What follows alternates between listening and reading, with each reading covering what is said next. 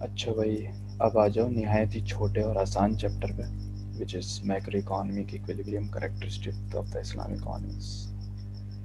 तो इसमें भाई ये बताया हुआ है कि इस्लामिक इकोनॉमिक्स के कैसे मॉडल्स होते हैं, क्योंकि इस्लामिक इकोनॉमिक्स एक इंटरेस्ट फ्री इकोनॉमी है।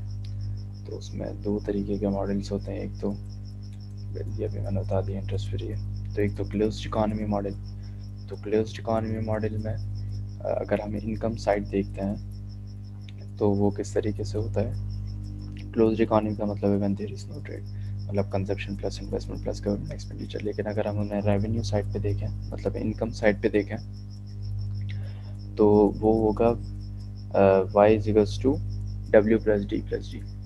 ठीक है, अब डब्ल्यू से है वेज बिल, मतलब टोटल वेज पेमेंट्स। डी से तमाम डिविडेंड्स जो भी हमें रिटर्न्स मिलते हैं, और जी से कैपिटल गेंस जो भी हमें कैपिटल पे गेन मिलेगा, मींस एक्सपेक्टेड हम इसमें करते हैं, क्योंकि एक्चुअल तो हमें पता होता नहीं है। क्लोज्ड इकोनॉमी में होता क्या है भाई, क्लोज्ड इकोनॉमी का मतलब ही यही है कि जितने भी रिसोर्सेज हैं, जितनी भी इन्वेस्टमेंट है, वो सब हमारी अपने कंट्री से ही आएगी। All revolve inside income into the two categories. ठीक है, मतलब सारी इनकम सारी इन्वेस्टमेंट यहीं से है, क्योंकि कंजप्ट जो इनकम होती है हमारी, उसको हम दो हिस्सों में डिवाइड करते हैं, कंजप्शन प्लस सेविंग।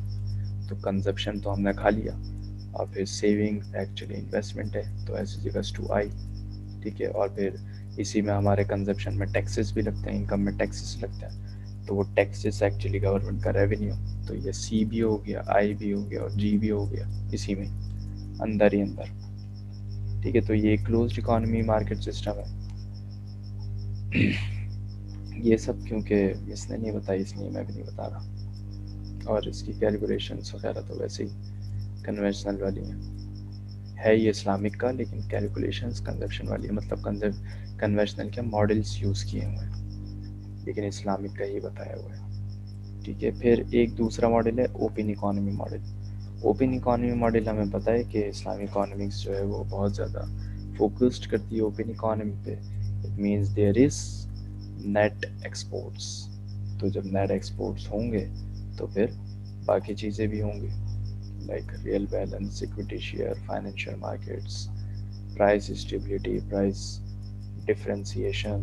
ठीक है, और quantity theory of money, money supply, exchange rate, ये सब चीज़ें भी कंसिडरेशन में आएंगी। ठीक है ना, और ये चैप्टर ख़त्म हो गया, shortest chapter of the history. खैर अगला फिर बड़ा है, फाइनेंशियल सिस्टम में सारा कोटा पूरा हो जाएगा।